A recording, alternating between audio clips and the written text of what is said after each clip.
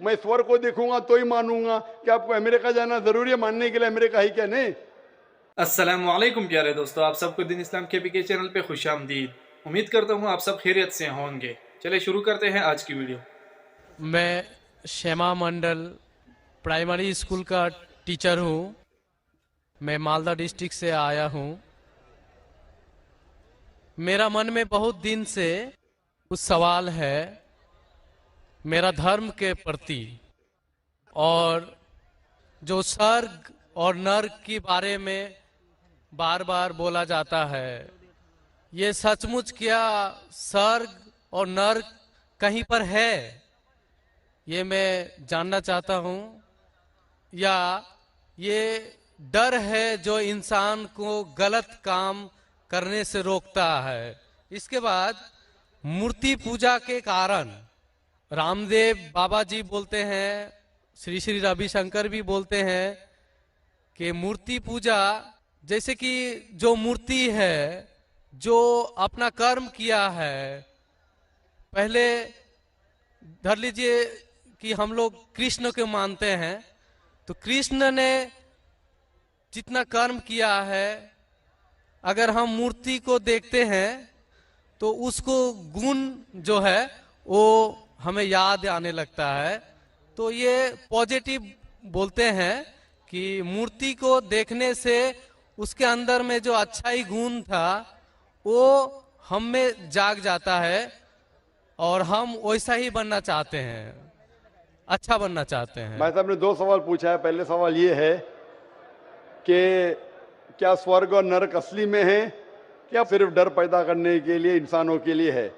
स्वर्ग और नरक असली है, जन्नत और जहन्नम असली है, और असली चीज भी डर पैदा करती है। जरूरी नहीं कि वो बनावटी होना चाहिए, असली है। और इसमें जो लोग गलत करेंगे वो नरक में जाएंगे, जो अच्छा काम करेंगे स्वर्ग में जाएंगे। जहां तक कि दूसरा सवाल है कि रामदेव बाबा और श्री श्री रविशंकर कहते हैं कि श्री कृष्ण को जब उसकी तस्वीर को देखते हैं, मूर्ति को देखते हैं, जो अच्छे काम किए वो याद आते हैं और आप उनके जैसा बन जाते हैं। ये कह रहे श्री श्री रविशंकर और रामदेव बाबा। आप श्री श्री रविशंकर में मानेंगे या वेद में मानेंगे? वेद कहती है, यजुर्वेद चैप्टर नंबर 32 वर्ष नंबर 3, न तस्य प्रतिमा अस्ति, उस ईश्वर की प्रतिमा नहीं। लिखा है शतशतर उपनिषद में चैप्टर नंबर 4 श्लोक नंबर 19, न तस्य प्रतिमा अस्ति, उस ईश्वर की कोई प्रतिमा नहीं, कोई अक्ष नहीं, कोई फोटोग्राफ नहीं, कोई पेंटिंग नहीं, कोई पिक्चर नहीं, कोई आइडल नहीं, कोई स्टैच्यू नहीं। तो आप श्री श्री रविशंकर की बात मानेंगे या वेद की बात मानेंगे? अगर आप श्री श्री रविशंकर की बात मानते हैं और वेद की बात को छोड़ देते हैं तो आप श्री रविशंकर के चेले बनते हैं, लेकिन वेद के नहीं। मैं भी अगर कुछ कुरान के खिलाफ बात करूं तो मुझे छोड़ दीजिए। मैं हमेशा कुरान का हवाला देता हूं। कुरान अल्लाह की किताब है, तो कुरान का हवाला दे के कुरान की बात करता हूं तो मानो। अगर कुरान को मैं छोड़ दूंगा तो मेरी बात भी मत मानो। जो कुरान और सही हदीस के खिलाफ बात करता है, कितना भी बड़ा आलिम हो, उसकी बात मत मानो।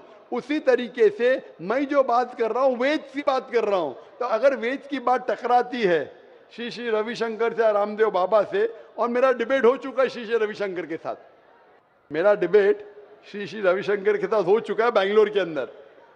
और वो डिबेट देखिए आप, वो डिबेट का मौजू था concept of God in Hinduism and Islam in the light of the scriptures.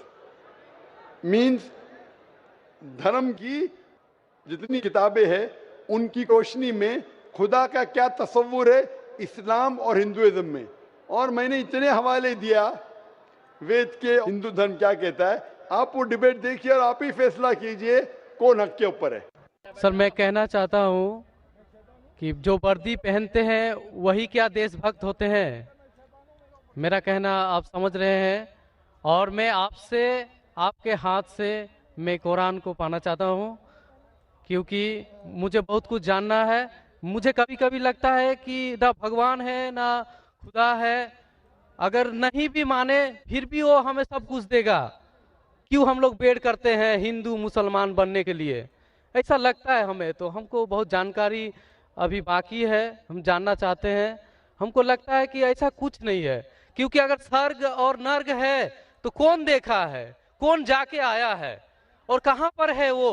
अगर कोई गया है या किसने बोला है, मेरा माथा काम नहीं करता है। कहाँ है, किधर है? भाई साहब का 3 सवाल है। पहला सवाल है, भाई साहब ने कहा है कि वर्दी पहनने से क्या वो देशभक्त बन जाता है, ये आपका सवाल था।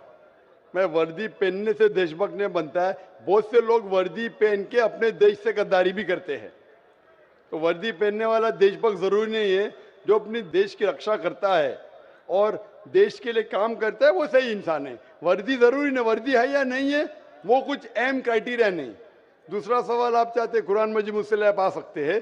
तीसरा कि मैं कभी सोचता हूं कि खुदा है क्या नहीं है, क्यों लोग आपस में झगड़ते, स्वर्ग है क्या नहीं है, किसने देखा स्वर्ग है क्या नहीं है, तो क्या करना क्या जानना। भाई साहब आपने कभी किसी को 10 माले से खुद ही मारते देखा? भाई साहब नहीं देखा तो 10 माले से खुद ही मारेंगे? मारो खुद ही ना, क्यों नहीं मारेंगे? क्यों नहीं मारेंगे? क्योंकि मर जाएंगे। मर जाएंगे। नहीं देखा फिर भी यकीन है। आपने किसी को मरते हुए देखा 10 माले से खुद ही मारते हुए? नहीं सर। सुना सिर्फ ना? सुना है। सुना, यकीन क्या है ना अपने बुद्धि पे। तो यही चीज, सब चीज देखना जरूरी नहीं। मैं स्वर्ग को देखूंगा तो ही मानूंगा कि आपको अमेरिका जाना जरूरी है मानने के लिए अमेरिका है क्या? नहीं। आज टेक्नोलॉजी बढ़ चुकी है भाई साहब। आप 10 माले से खुद ही मार के एक आदमी को मरते देखेंगे फिर ही बोलेंगे अच्छा 10 माले से खुद ही मारेगा तो इंसान मर जाएगा। ये जरूरी नहीं देखना। अपने बुद्धि से आपको इम्तिहान लेने पड़ेगा, क्या बात सच है क्या बात गलत है।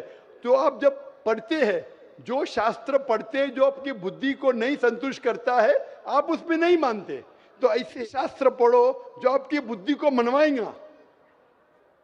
और मिसाल के तौर के ऊपर कुरान मजीद, आज अगर आप साइंस और टेक्नोलॉजी के हवाले से कुरान मजीद चेक करते, कुरान मजीद में एक भी आयत नहीं जो साइंस के खिलाफ है। आज आप 80% चीज मिसाल के तौर पे साइंस के जरिए कुरान मजीद की साबित कर सकते। 20% एम्बिग्युअस है, नीदर सच नीदर गलत। मिसाल के तौर पे साइंस ने आज ये साबित नहीं की क्या स्वर्ग है या नरक है, बराबर। साइंस ने ये भी नहीं साबित की कि दूसरी जिंदगी है, पुनर्जन्म, लाइफ आफ्टर डेथ। लेकिन अगर 80% 100% सही है, 20% डाउटफुल है, नीदर राइट नीदर रॉन्ग, मेरी लॉजिक कहती है कि इंशाअल्लाह ये 20% भी सही रहेंगी। ये अंधविश्वास नहीं है, ये लॉजिकल विश्वास है। तो कुरान में बाकी साइंटिफिक फैक्ट के अलावा ये भी लिखा है कि स्वर्ग है नरक है। तो ऐसी किताब पढ़ो जिससे आपका मन संतुष्ट हो। आप कुरान मजीद पढ़ो, इंशाअल्लाह आपको यकीन आएगा स्वर्ग और नरक में। आप आके कुरान मजीद ले सकते हो भाई साहब। सर स्वामी विवेकानंद बोलते हैं कि स्वर्ग और नर्क अपना दिल में है, तो ये कैसे बोल दिया? ये बहुत बड़ा पंडित है। स्वामी विवेकानंद ना कि खुदा है क्या? आप वेद की बात मानेंगे, स्वामी विवेकानंद की बात मानेंगे? सर हम लोग यंग तो बहुत उसको फॉलो करते हैं। हाँ, अगर कोई आदमी ने गलत किया, इंसान गलती कर सकता है क्या नहीं? इंसान गलती कर सकता है क्या नहीं? कर सकता है सर। कर सकता है। तो कोई इंसान कुछ चीज कहता है, आपको देखने पड़ेगा वो सही है क्या गलत है। मैं भी इंसान हूं, मैं भी गलती कर सकता हूँ। गलती क्या तो बोलूंगा सॉरी भाई, इंसान हूं, गलती कर सकता हूँ। कर सकते क्या नहीं? तो अगर स्वामी विवेकानंद ना वेद के खिलाफ बात करे तो उसकी बात मत मानो। जो बात वो वेद के मुताबिक करते वो बात मानो। आप समझ रहे? मेरा भी कोई जुमला मिला जो कुरान के खिलाफ है, मेरे जुमले को भी फेंक दो ना। स्वामी विवेकानंद ना दूर की बात है, मैं अगर कुछ कुरान और सही हदीस के खिलाफ बोल रहा हूं तो मेरी बात भी मत मानो। मेरा 2 स्टैंडर्ड नहीं, मेरा डबल स्टैंडर्ड है, 1 स्टैंडर्ड है। जो खुदा ने बोला, खुदा की किताब को मानो, उसके ऊपर अमल करो। लोग अक्सर आपको खुदा की किताब से दूर लेके जाते। मैं यहाँ आया हूं लोग को खुदा की किताब के नजदीक लेके आने के लिए। जी नाज़रीन, ये थी आज की खूबसूरत वीडियो। अगर वीडियो अच्छी लगी है तो वीडियो को लाइक करें, सदका जारिया समझकर शेयर करें और चैनल को सब्सक्राइब करें। जज़ाकल्लाह।